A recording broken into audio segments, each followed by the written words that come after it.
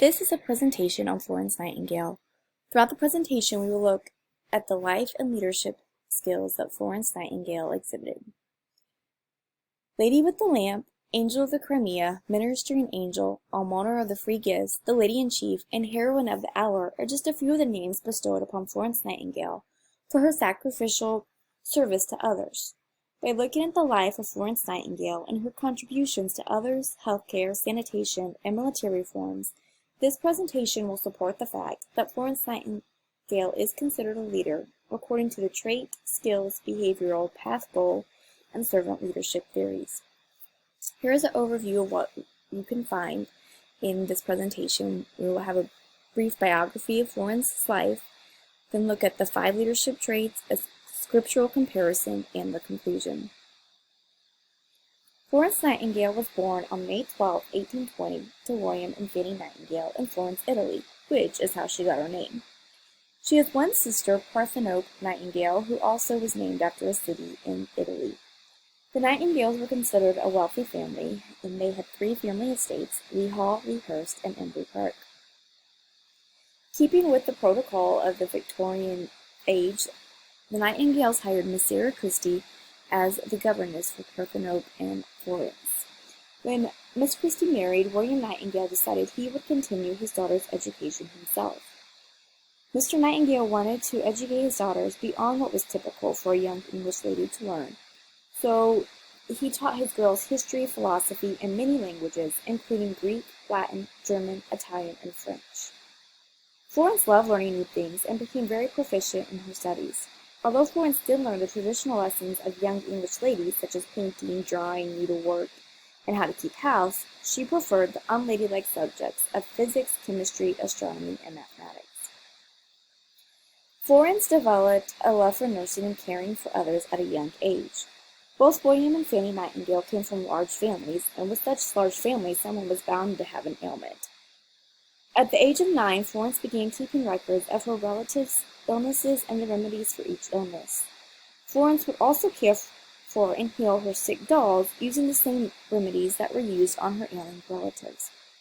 Florence also treated and healed sick or injured animals as well.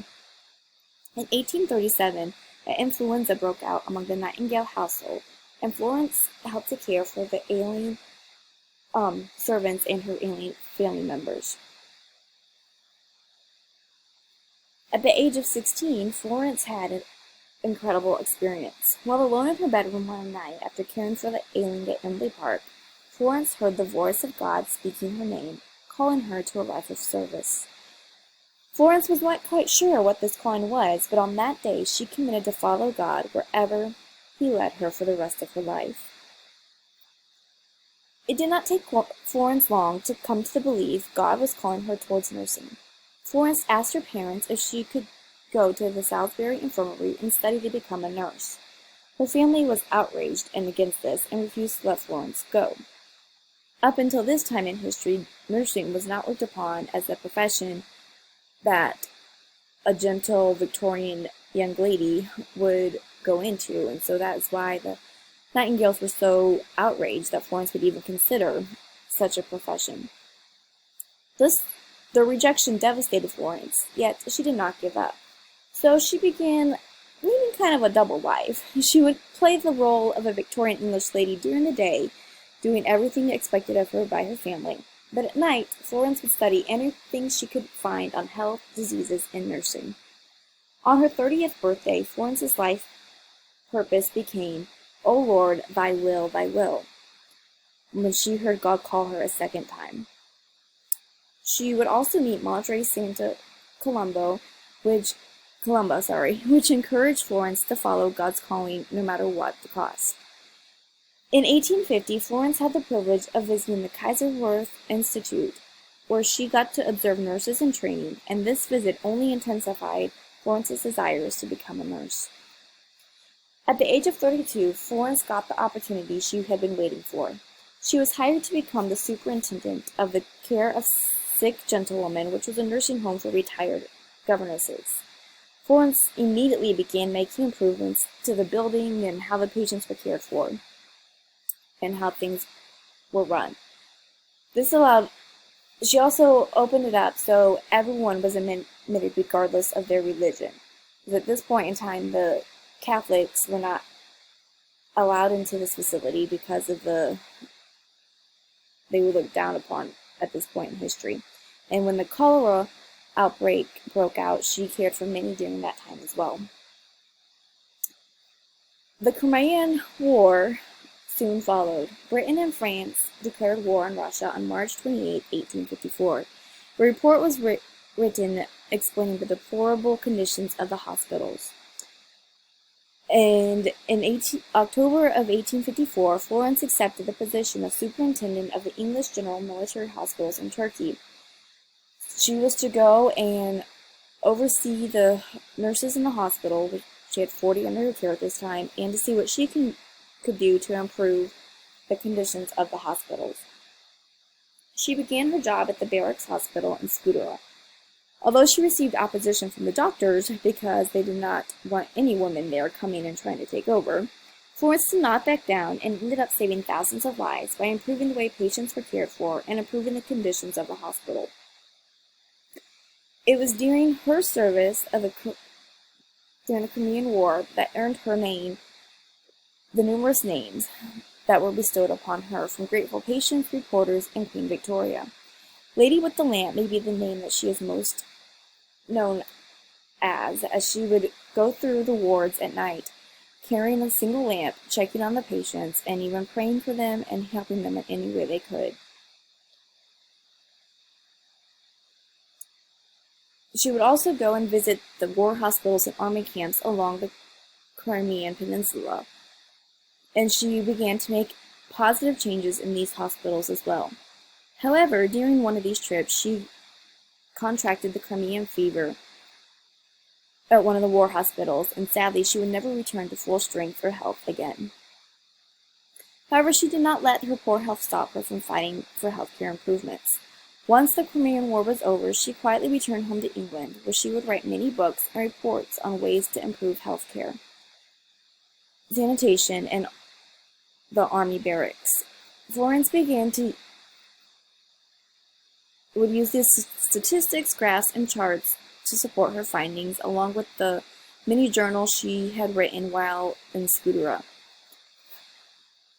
Using statistics, graphs, and charts in a report had never been done before, and many were surprised at Florence's knowledge of mathematics, which can go back to her studying all those subjects that her father had taught her.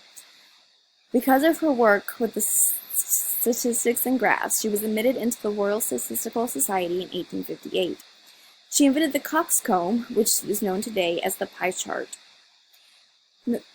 Many said she had the Nightingale power, which basically referred to the way that she was able to get things done at a time where women did not have much power or say at all in England.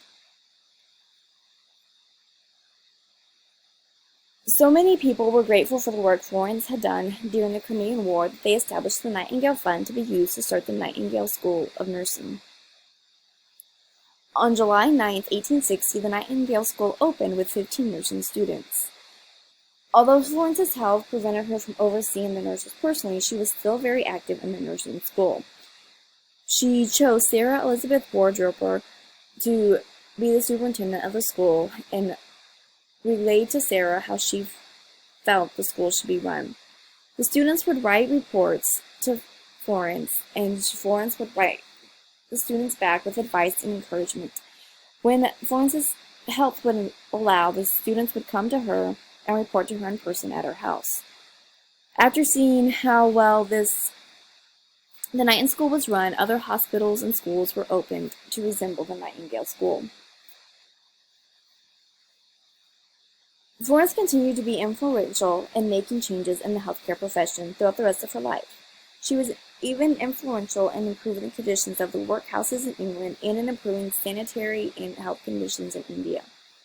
Because of the influence Florence had on England and other countries, King Edward VII bestowed upon her the Order of Merit and the freedom of the City of London. Florence continued to advocate for health and sanitation improvements until her death at the age of 90 on August 13, 1910. 10 when she silently died in her sleep. Now we will look at several leadership theories and see if Florence Nightingale would be considered a leader. According to the trait theory, would Florence Nightingale be considered a leader? The trait theory suggests people are born with special traits that will make them great leaders. Florence indeed exhibited several traits that made her a great leader. Her intelligence came through in the numerous reports she wrote on reforming hospitals and sanitation. She was determined to make a difference in nursing regardless of the many obstacles she faced. One can see her diligence in the hard work she put forth to care for others. According to Linton Strachey, Florence was able to accomplish goals by stern discipline, by rigid attention to detail, by ceaseless labor, by the fixed determination of an indomitable will. So according to the trait theory, Florence Nightingale would be considered a leader. According to the skills approach, would Florence Nightingale be considered a leader? The skills approach focuses on a leader's ability to use one's knowledge and skills to accomplish goals. Florence became proficient at nursing and writing reports, demonstrating her technical skills. Florence's human skills shine through in how she cared for patients. She always put the patient's needs before herself. Her conceptual skills show in her ability to put her ideas into action. Her ideas on nursing have forever changed the nursing profession. So, according to the skills theory, Florence Nightingale would be considered a leader. According to the behavioral approach, would Florence Nightingale be considered a leader? The behavior approach says leaders have two types of behaviors, task and relationship, and leaders use these behaviors to influence others. Florence was very task-oriented. When she had a job to do, she would not stop until the job was completed. She was influential in changing how hospitals are organized and run, and she wrote many policies that are still in use today in the medical field. Although she was more of a task-oriented leader, she did exhibit relationship behaviors as well. When she made the working conditions better for her nurses, improving the living conditions of the sick, and by caring for many wounded and sick. So according to the behavioral theory, Florence Nightingale would be considered a leader. According to the path-goal theory, would Florence Nightingale be considered a leader? The focus of the path-goal theory is on how leaders motivate their followers to accomplish goals. Florence had many goals, but they all focused around one primary goal, which was to improve health and sanitation conditions. Everything Florence did, from writing health reforms to training the nurses to purchasing necessary items for the hospitals, was to see that goal fulfilled. Florence removed the obstacles that were in her path, such as opposition from the doctors, lack of funds and supplies, and even going against the societal norms of what was expected of her in society as an English lady. Within the path-goal theory, Florence exhibits a directive style of leadership, as she gave clear and precise directions to her followers. She would not take excuses for why a job was not getting done, but instead would find a way to get the job done. So, according to the path-goal theory, Florence Nightingale would be considered a leader. According to the servant leadership theory, would Florence Nightingale be considered a leader? A servant leader is ethical and will lead in ways that serve the greater good of the organization, community, and society. Florence was very concerned with the greater good of hospitals, community, and society. In fact, she was more concerned with how she could help others than she was about herself, even at the sacrifice of her own health. While some may argue that she did not necessarily start out as a servant to her followers, she was always considered a servant to her many patients.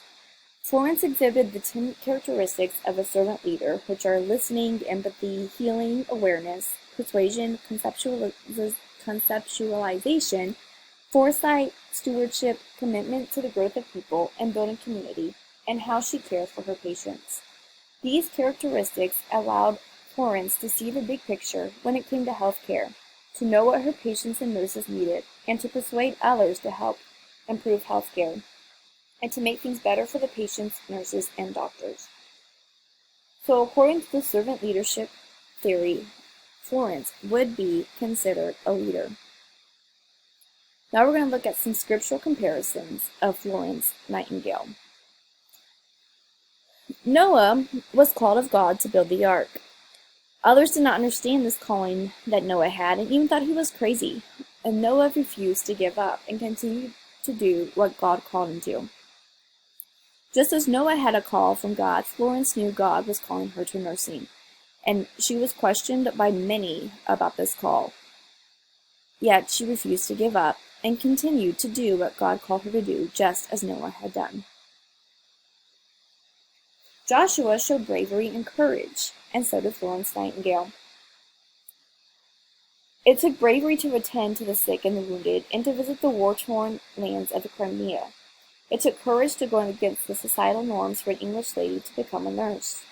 Joshua's bravery and courage comes through as he led the children of Israel into the Promised Land and the Battle of Jericho and the many other battles that Joshua led the Israelites in. Joshua 1:1 and 1:9 say, "Be strong and have a good courage." I believe both Joshua and Florence obeyed this verse as they served and helped others. Esther had a calling just as Florence did. Neither one of them gave up on that calling, and they continued to pursue God's calling, even though many thought they should give up. Esther 4:14 says, "For such a time as this, Esther was called." Florence believed she was also called for a specific time and purpose. Matthew 5:7a says, "Blessed are the merciful." These words were used to describe Florence Henderson. Queen Victoria even used this verse herself to describe Florence. And as you can see in the picture here, it was described on the Nightingale Jewel, which was a gift given to Florence by Queen Victoria for all of her hard work and dedication during the Crimea. Florence herself used the Bible to explain why women should be nurses. She used the book of Romans, chapter 16, to show how Phoebe, Priscilla, and Mary were all women in the Bible that God had called for a specific purpose. And so she argued that women had been called to serve God as nurses since the Pauline age. Closing thoughts.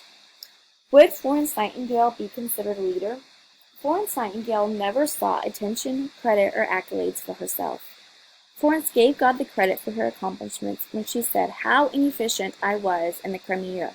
Yet, He has raised up trained nurses from it. She went against societal norms to serve God's calling on her life as a nurse. She persevered and never gave up when things were tough and people were against her. Even though Florence was very intelligent, she realized she was human and was the first to admit her mistakes in the hopes others could learn from them. By standing up for and fighting for her beliefs that healthcare and sanitation are important to the healing of patients, through hard work, determination, and performing her duty, Florence forever changed the healthcare profession. Many of the sanitation rituals we use today and the way hospitals are set up and operated can be traced back to Florence's influence.